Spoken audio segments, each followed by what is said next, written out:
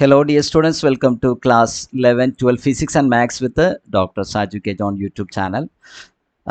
This is the third lecture of electrostatics. In the electrostatics there are two chapters. The first chapter is charges and fields, and the second chapter is electric potential and capacitors. Okay, so in this lecture we will discuss the properties of charges.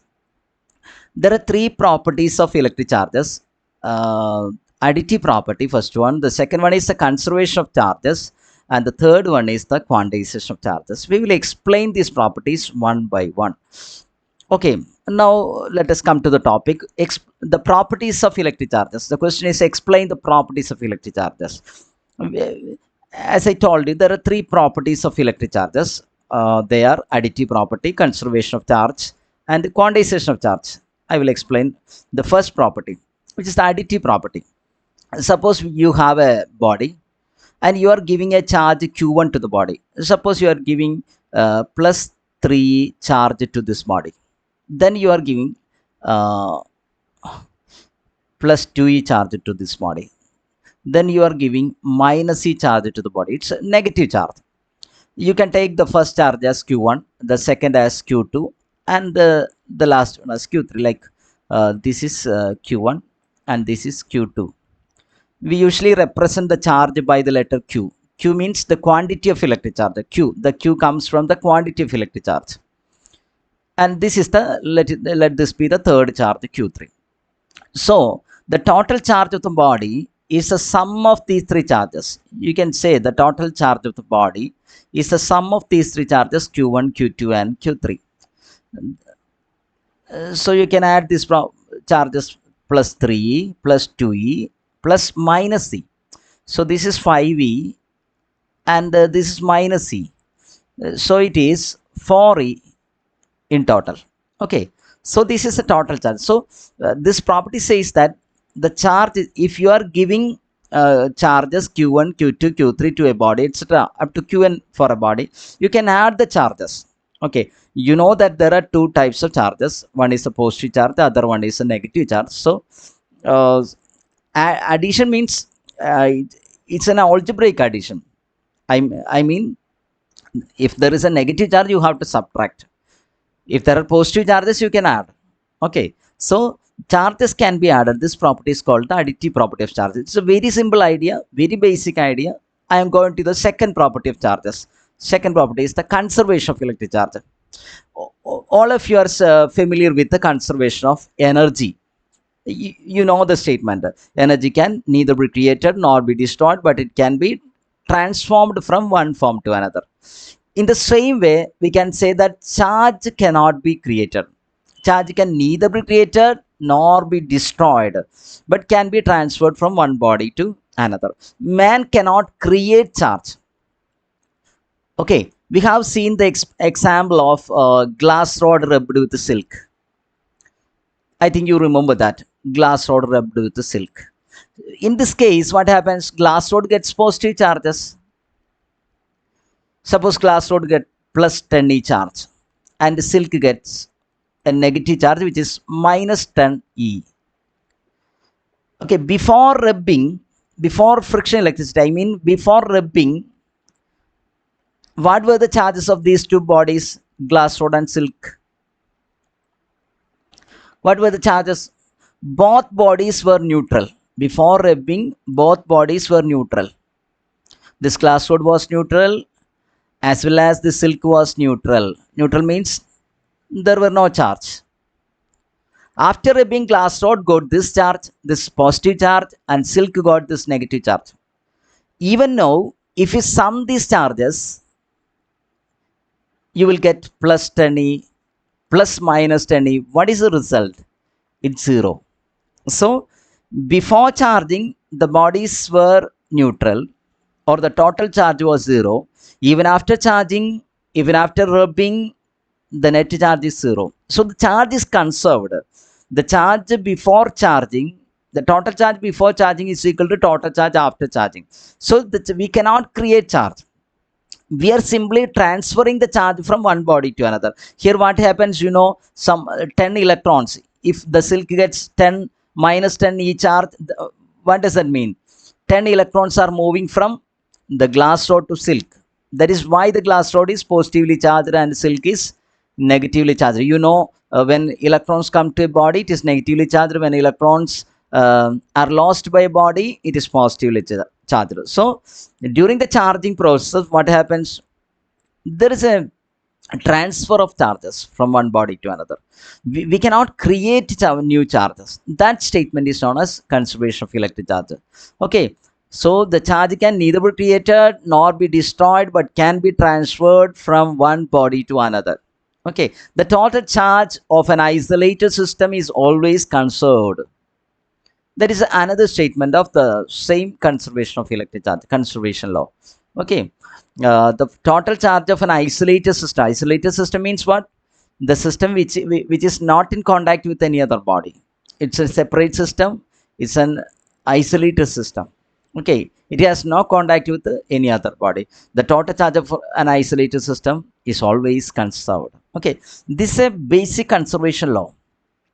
Okay, you have studied 4 basic conservation laws in class 11 physics in the first chapter, the physical world and measurements, the physical world. Okay, you have studied 4 conservation laws. Which are they? The conservation of energy, the conservation of charge, the conservation of linear momentum, and conservation of angular momentum. Okay, there are 4 fundamental conservation laws. This is one of the conservation laws, the conservation of electric charge. Okay, so you got the point. You got the idea of what is conservation of electric charge. Now I am coming to the last property of electric charges, quantization of electric charges. This is a very important property of electric charges. I am going to the previous case itself. When a glass rod is rubbed with a silk, glass rod is rubbed with a silk piece. Okay, a silk cloth. Okay, so what happens to the glass rod? It is, it is positively charged, and the silk is negatively charged, equally negatively charged. Okay, so here the charge on the glass rod is plus q, and the charge on the silk is minus q, and this q cannot have all the values. I will explain that. What are the possibilities? One electron can go from this glass rod to silk. Then glass rod will be charged plus 1e and the silk will be charged minus 1e. Isn't it? Otherwise, what can happen? 2 electrons can go from this glass rod to silk. Then what will happen? The silk will be minus 2e charged. Glass rod will be plus 2e charge. What is the next case? Plus 3e charge can move from glass rod to silk. Then the glass rod will get plus 3 charge and silk will get minus 3 charge. What is the next option? Plus 4e charge for the glass rod and minus 4e charge for the silk. Okay, now the question is, can a glass rod get a charge of plus 3.5e? Can the glass rod or silk, can the glass rod get this charge? If it happens, the silk will get a minus 3.5e charge. But this is not possible. Why? 0.5e means what? Half of charge of electron. Half of charge of electron. That will not be transferred because E is the smallest unit of charge that can be transferred. What is E? E is 1.6 into 10 raised to minus 19 coulomb. This E is the smallest unit of charge that can be transferred from one body to another. So half E cannot be transferred. 1/4 of E cannot be transferred. 0.1 E cannot be transferred. Okay. So plus 3.5 E is cannot be possessed by a body, or minus 3.5 or plus 2.5 E. This cannot be possessed. 4.1 E. This cannot be possessed by a body. So these type of fraction charges are not possible. So generally, we know E is the basic unit of charge which can be I'm not telling about the SI unit. SI unit is 1 coulomb. It's a very large charge, very big charge. Okay, this is 10 raised to minus 19 coulomb only, the charge of electron, the magnitude of the charge of electron. But this is the smallest charge that can be transferred from one body to another. Okay, so a body can possess a charge, as I told you, 1e.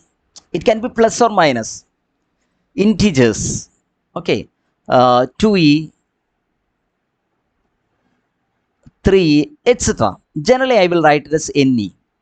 Q is equal to n. This is the equation of quantization. What is this n? N is an integer. Usually we write n belongs to z in mathematics to represent integers. What is z? Z is the set of integers. Z is a set of integers. Okay. So Q equal to Ne is the equation for quantization of electric charge. So what is the idea of quantization? Read this statement. In the universe, charge of any body is an integer multiple of E. In the universe, charge of any body is an integer multiple of E. What is the meaning of that? That is, charges like 1e, 2e, 3e, etc. are possible, but a charge like 1.5 is not possible. Fractional charges are not possible. I mean, fractions of E are not possible. This is the idea of quantization. So now you got the idea of the three properties. The additive properties, charges can be added. The second one is the conservation of electric charge. We cannot create or destroy charge, but we can transfer charge from one body to another. And the quantization of electric charge. Now I will do one problem, the numerical question. After that, I will conclude the video.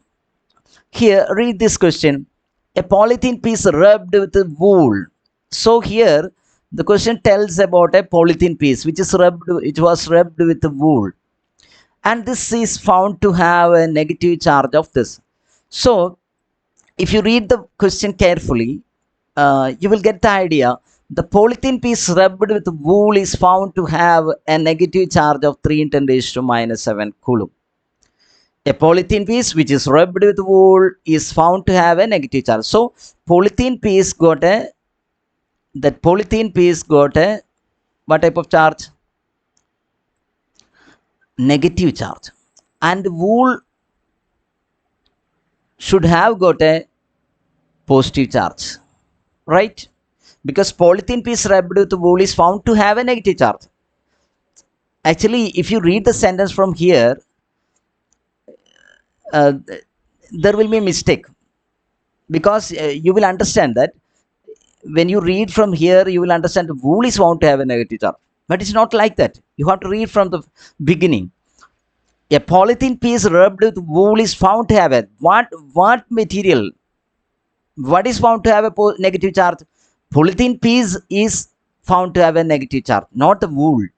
Okay, so the negative charge is on the polythene and wool, positive charge is on the wool. So that means some of the electrons has gone to polythene piece. Okay, electrons are transferred to polythene because it is negatively charged. Okay, so electrons should have transferred to polythene piece. That is why it is negatively charged. Estimate the number of electrons transferred from which to which. I will answer this question. From which to which? From the electrons are transferred from wool to polythene. Wool to this answer of from which to which. Okay, wool to polythene. Number of electrons. How can you find the number of electrons? You have the equation Q is equal to Ne. How can you find the number? Ne is equal to Q by E. Okay. What is Q? 3 × 10⁻⁻⁷. It's given the question. That much negative charge.